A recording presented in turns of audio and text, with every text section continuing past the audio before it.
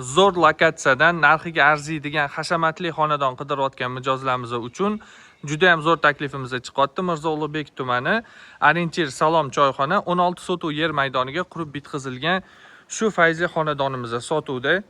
Zelena zonasiga baho beringlar, archalari qaranglar. Juda ham chiroyli. Hozirgi kunda iminni bunaqa katta sotuvli Dabrotni qurilgan uyni bu narxga aniq topa olmaysizlar. Videoni boshidan aytib qo'yaman. Narxi $2 million. 16 sotuvga, bunaqa qurilishga, bunaqa remontga narxi juda ham yaxshi chiqyapti. Inshaalloh sotib oladigan odamlar maza qilib yashaydi. Lokatsiya zo'r. Ko'cha qismlarida mashina qo'yish uchun katta keng joylar qoldirilgan. Zelena zonalar qaranglar. Juda ham ko'p vaqt ketadi bunaqa archalari o'stirishga. O'rtada fontanchik plus binomizning orqasidagi binoda basseyn, saunalar joylashgan. Fasadni qaranglar. Keng xonadon, yaxshi narxga sotib olib, oilam bilan maza qilib yashayman deganlarga juda ham ma'qul variant. Xonalar ko'p, bemalol shu yerda yashab oilalar bilan vaqtinglar o'tkazsanglar bo'ladi. Eng glavnisi lokatsiya juda ham yaxshi. Kelganlar ustida ko'rib hayron qolasizlar. Menda bu lokatsiya uchun narxlar juda ham yaxshi. Kirishimiz bilan katta hol kutib oladi. Remontlar yaxshi holatda, 95% idealni bo'lib turibdi. Mayda-chuda kosmetikasini sotib oladigan odamlar o'zingizlarga moslab to'g'rilaysizlar. Afzallik tomoni birinchi qavatimizning o'zida 3 ta spanli bor. Ikkinchi qavatga chiqishni yaxshi ko'rmaydiganlarga juda ham zo'r решение. Tayyor garderoblar bilan patologlar qaranglar. Har bir xonamizning sanuzellari bor. Uy juda ham sifatli qurilgan. Iminni o'zim uchun yashayman deb qurilgan Dabrotni xonadon. Bu yoq tomonda oshxonamiz bor. Bitta spalni, ichida sanuzel bilan milliy kombinatsiyalar bo'lgan. Ichida buni ham o'zining sanuzellari bor. Jiloy maydoni juda ham katta, podvallar splashnoy qilingan. Oshxonamiz katta panoramli oynalar, eshiklar qoldirilgan. Qimmat texnikalar qo'yilgan. Hovlimizga shu yerdan chiqadigan mana отдельный eshiklar ham bor. Qo'shimchasiga birinchi etajda yana bitta xonamiz bor. Xonalar ko'p, remont yaxshi.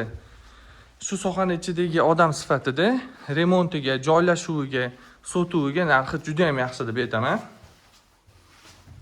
Sanuzel keng plus o'zini spalnisi. Iminni o'zi bo'ladi shunaqa kattaroq hovli qidirayotgan mijozlarimizga juda ham ma'qul bo'ladi. Sizlarga uyimizning ikkinchi qavatini ko'rsatib o'taman. Lesnitsadan uyimizning ikkinchi qavatiga chiqqanda bizani shunaqa atmosfera kutib oladi. Prosta wow gap bo'lishi mumkin emas. Qaranglar, oilaviy shu yerda o'tirib vaqt o'tkazish uchun juda ham zo'r joy. Решение menga juda ham yoqdi. Katta panoramli oynalar, lyustralar qaranglar. Juda ham chiroyli chiqqan, mashalloh. Balkonlari bor xonalarimizning. Bu yoq tomonda zal joylashgan. Keng zal, patologlar qaranglar. Hammasi ruchnoy работа.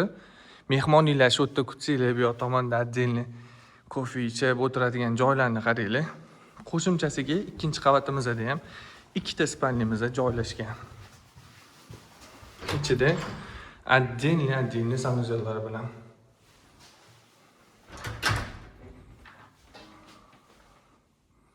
Hozirgi kunda ko'p hovlilarda oyna, quyosh tushishlari hisobga olinmayapti. Olinsa ham kichkina romlar qo'yib ketiladi. Mana bu xonadonimizda shunga o'xshash muammo umuman yo'q. Xonalarda 2-3 talab romlar, keng oynalar qoldirilgan. Sanuzel, kravat, garderoblarimiz tayyor qilingan. Uyimizning podval qismida kinoteatr bor, plus orqa hovliga basseynga chiqadigan eshik qoldirilgan. Отдельный zal uchun xonasi bor.